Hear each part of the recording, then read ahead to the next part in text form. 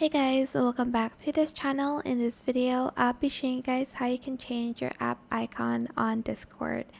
Side note, it only works if you have Nitro, so basically you're just going to want to go to user settings and you are going to want to go to appearance over here, under app settings.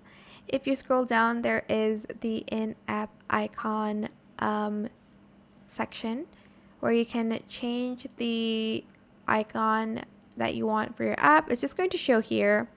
If you're on your phone, you can also change it and it's going to be the icon on your home page, home screen, essentially.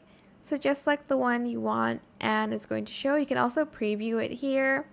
So let's say I want the Halloween one. Let's preview app icon.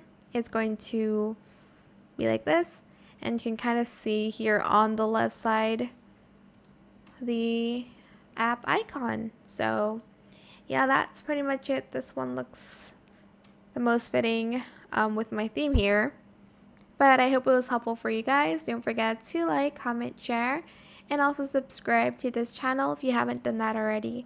If you have any more questions about this video, just leave it in the comment section down below. I'll try my best to answer them all for you guys. And if you found this video helpful, please click the thanks button as well. That is it. Thank you so much for watching. Bye.